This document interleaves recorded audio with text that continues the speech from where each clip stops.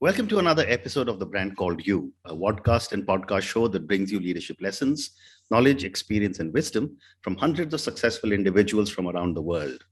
I am your host, Ashutosh Garg, and today I'm delighted to welcome a friend, doyen of advertising and branding, and someone who helped me launch the Guardian brand in India, Swapan Seth. Swapan, welcome to the show.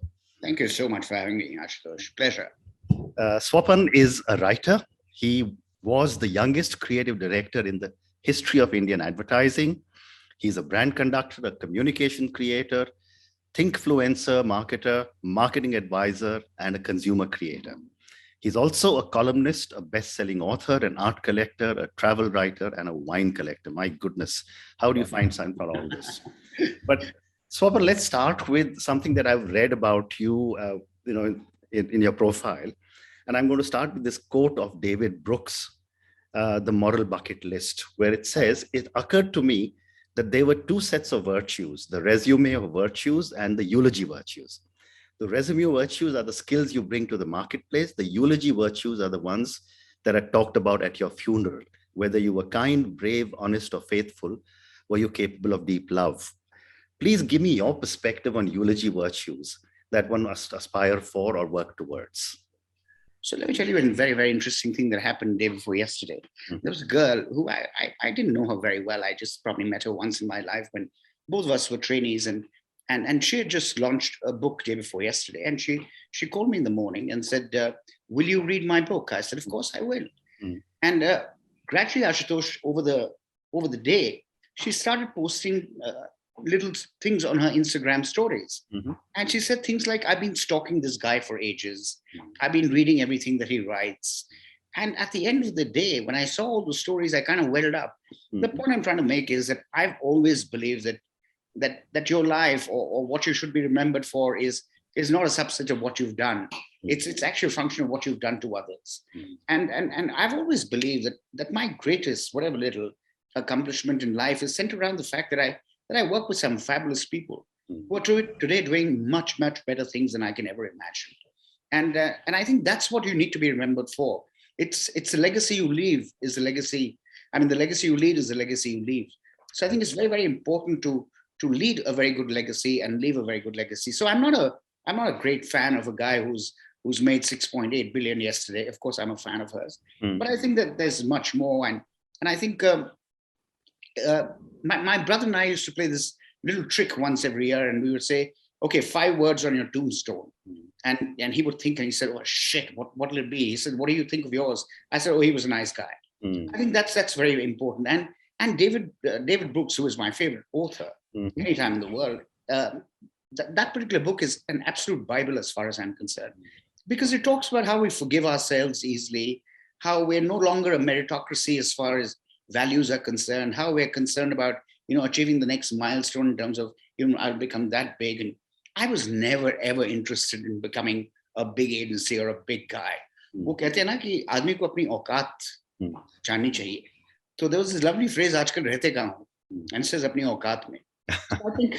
So I think that's very important. I've always tried to manicure my little garden of life with the tools of, are you going to be nice? Of course, I'm not the nicest guy on earth, but will you be compassionate with people? Will you be understanding with people? And I've done that. So when I look back and I look at the Nadish Ramachandrans and the Anurajas of the world, that to me makes me really, really proud of myself. It's not about the brands I worked on. It's the people I worked with. And the funny thing is that if I call them even now, and if I ask them for any help, I know they will just come in a second. And I think that's really the eulogy and it's if you would think of writing one's eulogy, it's probably one of the most difficult things in the world. How do you want the world to remember you? Imagine try and write yours in 5 words. It's damn tough. So someone sent me this very interesting one, which was the tombstone of a hypochondriac, and it was, "I told you so." Brilliant. So moving on, you've had an amazing career in advertising and achieved dizzying heights at a very young age. You worked with Sir Martin and Ranjan Kapoor, and Ranjan incidentally was a very close friend when we used to live in Singapore. Oh, fantastic. We used to know him very well, them Jimmy and Ranjan. Yeah. But I'd love to get your understanding of what have been some of your key learnings from these two doyens. So, contrary to what the whole world thinks, I think Martin is the finest, fairest, and kindest man that I know. Okay, and those are not words that are normally ascribed to Martin, but I've had some absolutely delicious experiences with him. When my first child was born, half an hour after he was born, a bunch of flowers came to the hospital in Calcutta from London. I asked him, how did you know? He says, it was my job to know. There's a very interesting story about Martin. Sorrell was not the family surname. The family surname was actually a Polish surname. Okay. But his father felt very insecure about having a Polish surname in those times in England. So he stood outside a bookstore and he saw a book called Sorrell and Son. Okay. And he decided to change his name to Sorrell. Wow. I looked for this book, Ashutosh, for about decades. I think it was in the early 2000s. And, I had this customary habit, or rather Martin had this customary habit, that if you landed in London, you would call him up. Martin would never speak to you one-on-one. There would always be an assistant on the line. And therefore he would ask him, saying, Louis, Swapan is here. Does he need any bookings, any theater bookings? So I said, listen, I'm having a bit of a problem. So he said, tell me, what is it? I said, I can't find that book, Sorrell and Son. So he said, Louis, give him my copy. Wow. And the conversation ended. And of course, Louis called me back, says, this is easier said than done, because he's going to wake up 10 years later and says, where's my copy? And if I tell him I've given it to Swapan, he will kill me. To cut a long story short, they finally found a vintage bookstore, and I still have a copy of that book signed by Martin. So those really are the stories. And even in 2018, when I decided to shut Equus, I called him up in March and I said that, listen, I really want to end it because I'm very, very exhausted and I don't want to do this anymore. And he said, do you want anything from us? I said, nothing, just peace of mind and an everlasting friendship. And that's what I treasure to this day as far as Martin is concerned. So he always had my back, and that was very, very interesting. And the other interesting part, Ashutosh, is that Suhail and I only dealt with Martin and Ranjan. We didn't deal with the rest of WPP because the shareholders' agreement was signed by Martin himself. And therefore, when you're dealing with those two people, it opens up the world to a very, very different kind of a world. I've done interviews with him on a BlackBerry at 4:00 in the morning. So I've had some fantastic memories as far as Martin is concerned, and I still treasure them to this day. Fabulous. And your learnings from Ranjan? I had the biggest battle of my life with Ranjan for the longest. Okay. That was when Ranjan was running Ogilvy, and I was a young, little, arrogant brat at that time, and he was an older, arrogant brat at that time.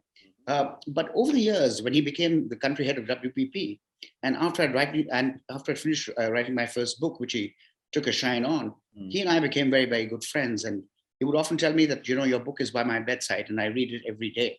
Wow. And then once again, always had my back, was always there to help me. Several years ago, WPP wanted to conduct a forensic audit, which was standard practice, which they did with every agency of theirs. But to me, it was very, very humiliating. So I called up Ranjan and I said, listen, I'm going to shut shop and I'm going to leave this. So he said, but a forensic audit is part for the course. I said, no, for me, it suggests that you do not trust me. And then they went ahead and canceled that forensic audit. But the most beautiful thing that I will remember about my relationship with Ranjan is that when he passed on at the memorial service, a few people spoke. There was Piyush, there was Kapoor, there was Bharat, there was Mr. Adani. And I spoke at that funeral service. And that to me is a singular honor to be able to speak at that thing. I mean, who on earth was I? But yes, I have very, very fond memories of both Ranjan and Martin and Jimmy and Tina. Amazing, phenomenal. So now let's move to your next avatar, as a teacher. And you and I have this common link with Vasant Valley because both my sons also studied at Vasant Valley. Oh, super. For a long time back. Okay. So you taught curiosity at Vasant Valley. And incidentally, I've done a 2-part series of interviews with Arun Kapoor also. Oh, fantastic. I'll send you the link. One of my favorite people. Absolutely. So tell me, what went into curating a series of lectures on curiosity? It's a very difficult subject to talk about. So I learn 3 new things every day. So that means in 365 days, you learn 1,095 new things every year. That's a very strong recurring deposit to make every year of your life. And if I've done it for about 30 years, I've done about 32,000 new things which I've learned over the years. I think curiosity is one of the greatest gifts that a man has. And I think in my estimation, the only way that you can keep yourself alive And I've always been very, very fond of children. I've always found it very, very easy to talk to them. And I was at school one day to pick up the kids, and I told Arun, I said, I'd love to teach. So he said, what do you want to teach? I said, I don't know, you tell me. He said, you don't want to teach something off the curriculum? I said, absolutely not. He said, do me a favor, teach them everything you know.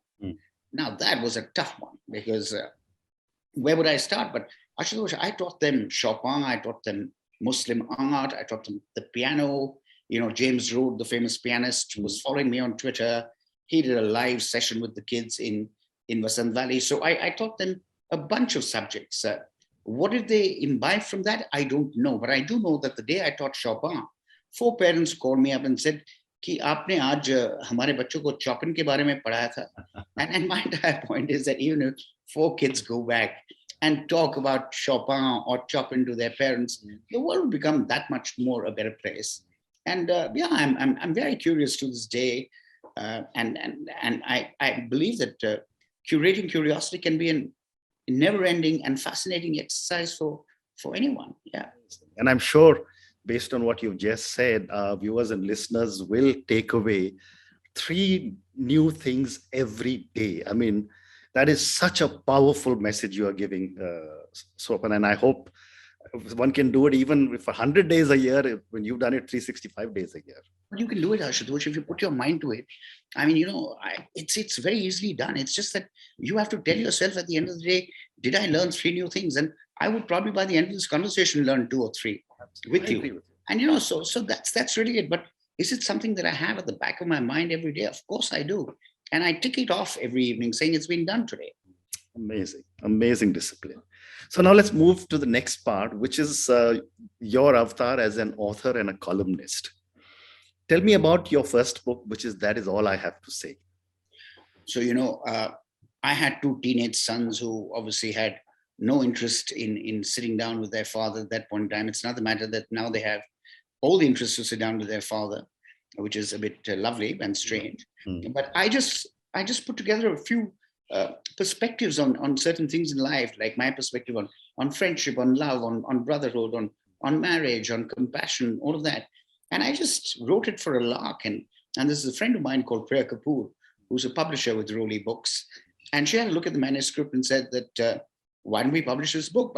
And she said, to which I responded, I said, but who on earth would be interested in reading this? And she said, you'd be surprised. But once again, Ashutosh, great stories with this book. I got a call out of the blue from someone from Pune, and who said, my son passed away from cancer. He was 24, and he passed away 3 days ago. And I used to read from your book to him. And he wanted me to distribute your book at his chotha. And that kind of crushes you, because you wrote it for a separate reason. It traveled in a different direction. Even today, some people come and tell me about it. And I said, gosh, that's about 11, 12 years ago. But it was nice. It was a very small book. I keep telling people that Charles Saatchi and I are perhaps the laziest people in the world who get away with books of about 40, 50 pages. But it was a wonderful experience, yes. And I vowed that I would never write again, which is why I said, this is all I have to say. And then, of course, I briefly changed my mind more recently. I'll come to your book, but, you just spoke about both your sons and how they get more time. I always used to tell both my sons that at 16, they always thought their father knew nothing. And at 21, they said, how did this old man learn so much so quickly in 5 years? Fantastic. So absolutely the same perspective. And I sense I get the same feeling, and so do they. But, actually, we sit down at the dinner table, and I'm just not a financial guy. But like I keep telling people, during the pandemic, people learned how to make sourdough and learn other things. But I kind of learned the stock market. And it's fascinating that today at dinner, we discuss, Nika and Mahindra and crypto and all of that.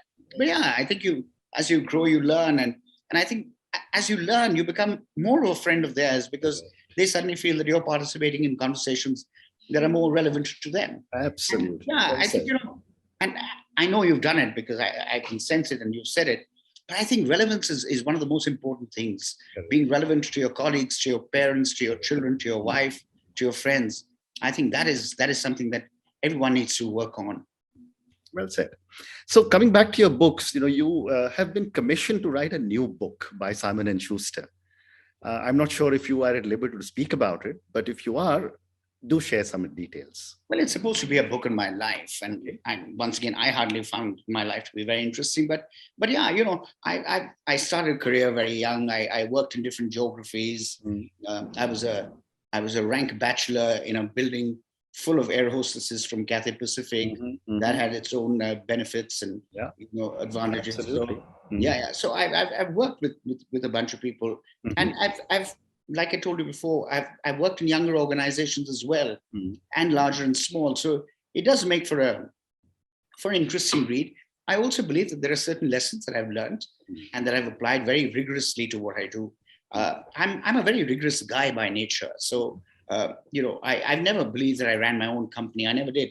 It was always a company which was basically owned by my brother and Martin and everything. So I have a great deal of accountability in what I do. I'm accountable to my clients. I woke up at 6:30 because I was accountable to you to be here at 10:15 and stuff like that. So I think the book should be fun. I put it on hold for a while since my mother passed away, but I plan to get back to it pretty soon. It should be a fun read. Absolutely. I look forward to, buying a copy as soon as it's out in the market. Thank you. But Swapan, let's now move to yet another passion of yours, which is art. You started or founded Art Tiger, the country's first public and private art collection, and you are amongst the largest private art collectors. What was your motivation to start collecting art? I'm in advertising, and I have a fair sense of appreciation of design. So art is something that you would normally gravitate towards. Of course, I never had the money, but I had two very, very fascinating people. A lady called Mrs. Mehra, Geeta Mehra at Sakshi Art Gallery, and Mrs. Sarkar, and they kind of inducted me into buying art, which was inexpensive at that one time. I mean, I bought Sousas at 10,000 rupees and stuff like that. So we gradually built up an art collection.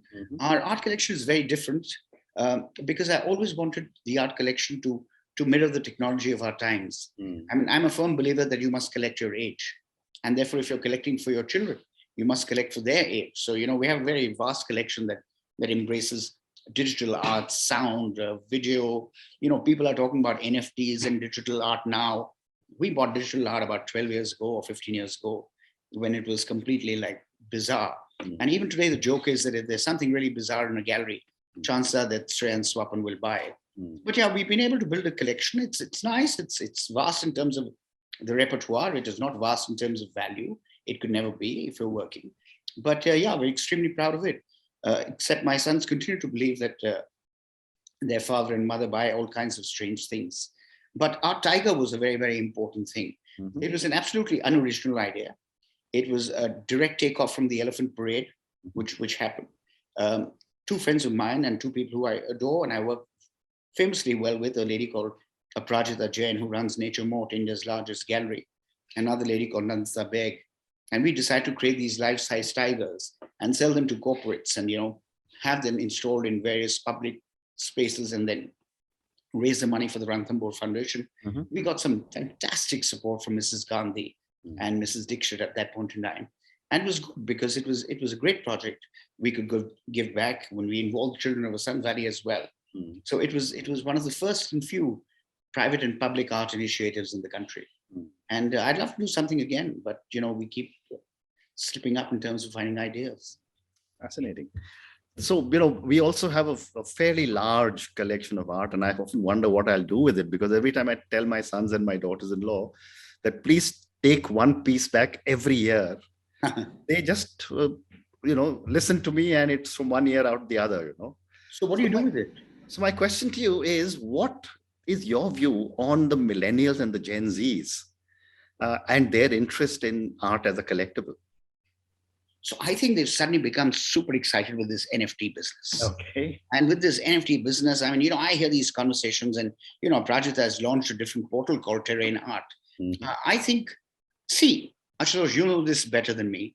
They are seeking value, and they're seeking value which has a relevance in their lives, be it lifestyle or otherwise.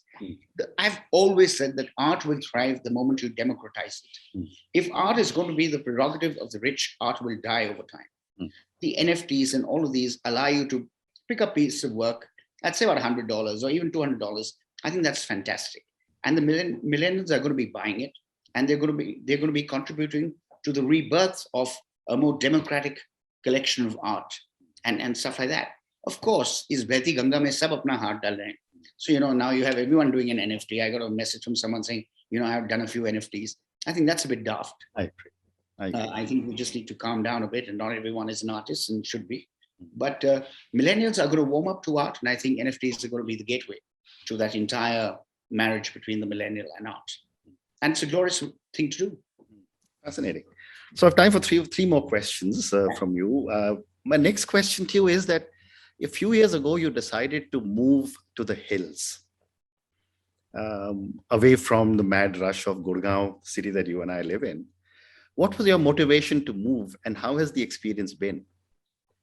So, I'm a bit of a socially challenged guy, and I've never ever felt that my work requires me to either socialize with my clients or meet them very often.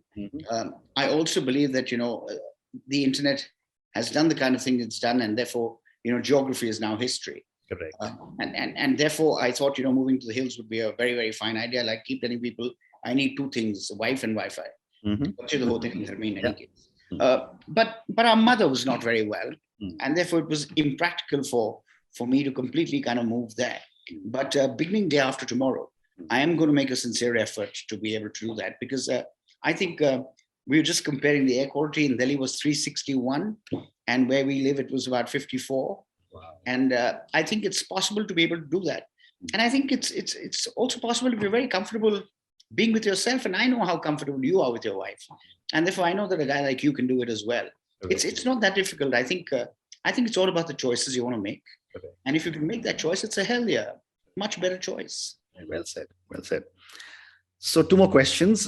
My next question is that for someone who's creative, someone who's taught, written, art, does so many different things, who or what inspires you?